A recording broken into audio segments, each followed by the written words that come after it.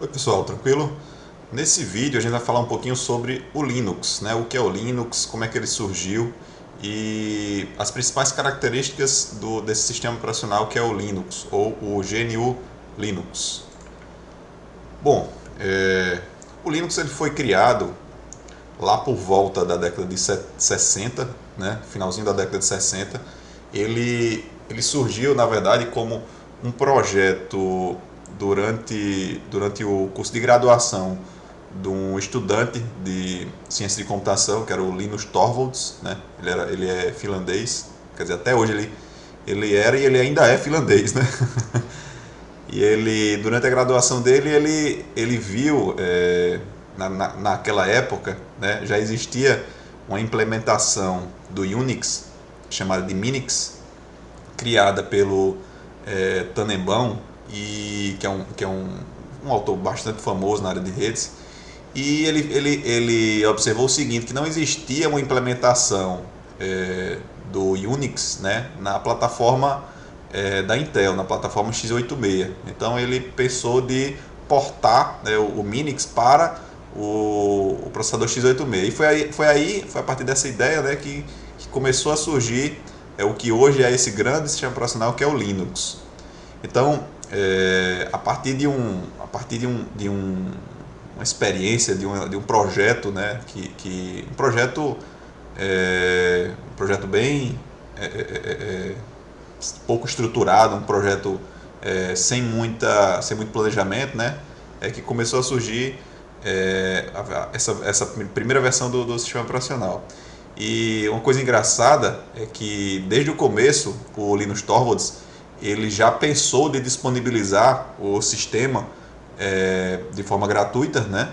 E também com o código-fonte aberto, até porque ele postou uma versão inicial na internet e já com o objetivo de pedir colaboração, de realmente publicar o trabalho que ele tinha feito, né? Ele já tinha conseguido colocar um núcleo bem pequeno para rodar no processador x86, e aí ele pediu colaboração, né? Contribuições, e desde então, né, o Linux até hoje, o Linux como kernel, né, e como principais pacotes, ferramentas, ele é um sistema gratuito e aberto, né? Gratuito no sentido de que não se cobra nenhum tipo de licença paga para ele, né? E aberto porque ele possui o código aberto e que pode ser acessado por qualquer pessoa, por quem tiver interesse, né? Pode estar acessando esse código aí.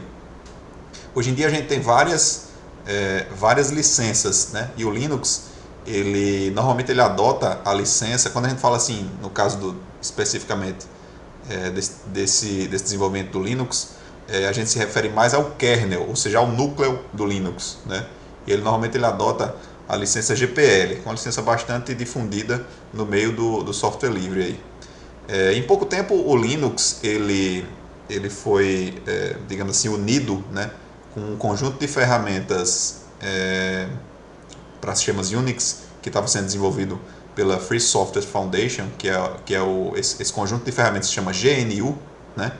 E para um sistema operacional realmente tomar corpo, para você considerar realmente que seria um sistema operacional de forma mínima, né, o Linux na verdade precisava desse conjunto de ferramentas. Então, o Linux como kernel por si só, né, ainda não seria um sistema operacional como a gente espera ver um sistema operacional, né, com a possibilidade de ter programas sendo executados, entrada, saída, manipulação, uso de teclado, dispositivos, então e várias ferramentas de manipulação, né, de dispositivos, de armazenamento, enfim, uma série de ferramentas fundamentais para o funcionamento do sistema, né, elas fazem parte do GNU, que também é um projeto aberto, né? Originalmente a Free Software Foundation pretendia lançar um kernel, né, desenvolvido por ela, mas aí a forma como a coisa caminhou, acabou que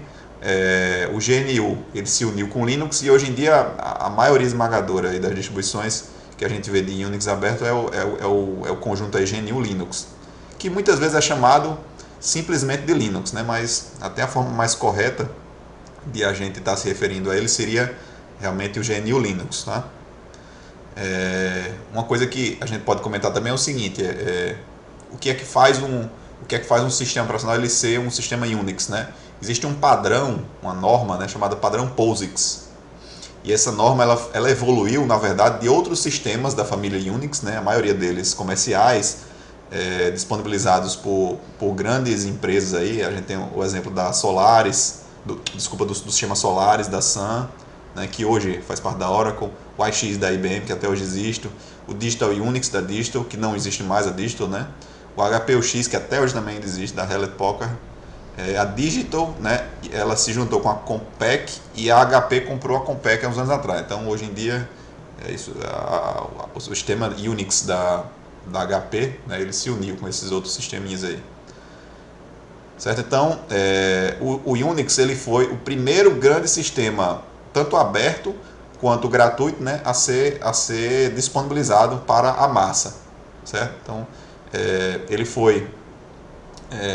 só curiosidades, ele foi inicialmente escrito em Assembly, né, que é uma linguagem de máquina que a gente chama, que é uma linguagem que ela tem um mapeamento direto para as instruções para o processador, né? E em pouco tempo ela foi convertida, digamos assim, para a linguagem C, embora até hoje ainda se use alguma coisa de Assembly, mas a linguagem, de longe, a linguagem padrão, né, do kernel do Linux e também usado no GNU é a linguagem C, né?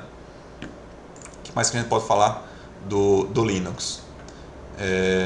Como eu já comentei, né, ele foi criado por Linus Torvald lá pelos anos 90.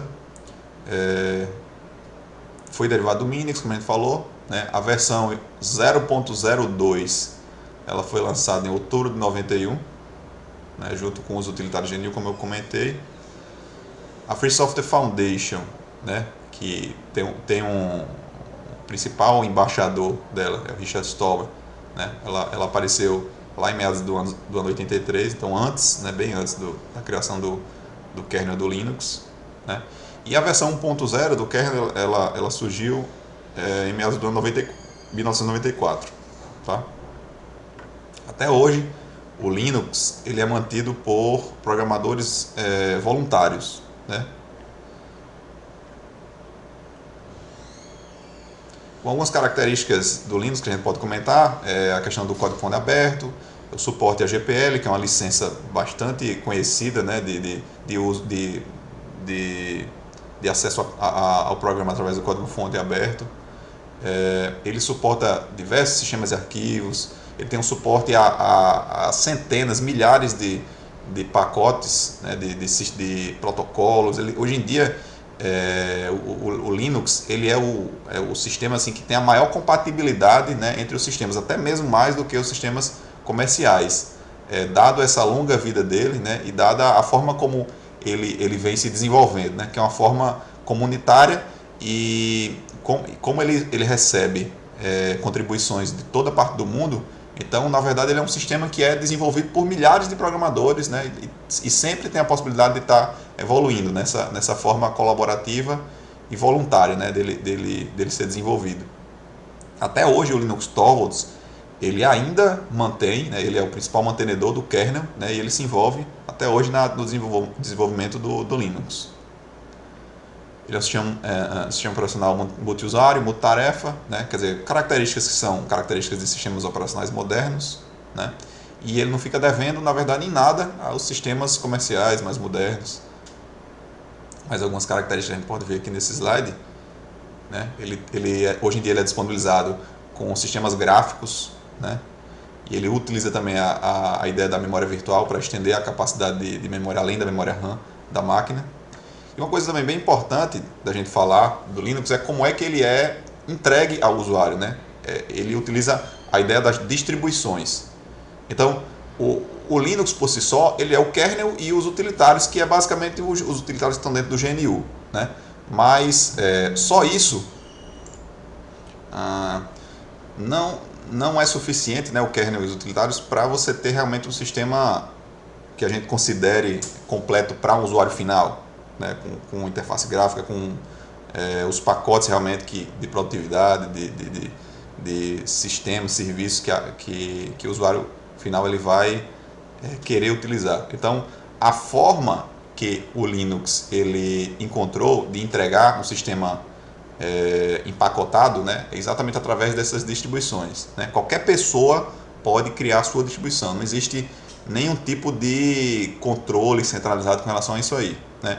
Existem alguns grupos, né, organizados, algumas comunidades, alguns indivíduos, né, e algumas empresas que mantêm algumas distribuições, né? Ao redor do mundo e ao longo do tempo, né, alguns exemplos de distribuição eles se tornaram mais importantes, né? Então, hoje em dia a gente tem como um dos sistemas que é mais utilizado pelo usuário final, quer dizer, para produtividade mesmo, até em substituição a um Windows, em substituição a um Mac OS, né? É o Ubuntu. Então, o Ubuntu ele talvez seja o maior exemplo que a gente tem, né, de distribuição para com foco específico para o usuário final, né? Deixa eu abrir aqui o site do Ubuntu, só para a gente dar uma olhadinha rápida. E o Ubuntu, ele foi criado, né, ele apareceu exatamente com essa proposta, né, de ser uma distribuição Linux para qualquer pessoa, né? Hoje em dia, o Ubuntu ele já tem versões, tem a versão desktop que é tradicional, e eles estão tentando também expandir para o universo dos telefones, tablets e etc, né? A gente tem inclusive uma versão para servidor também.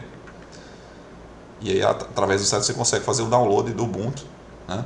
A maioria hoje das distribuições, como é que funciona? Você pode, de forma bem simples, você pode ir até o site da distribuição, faz o download da imagem em CD ou DVD, né? Você grava essa imagem em um disco, né?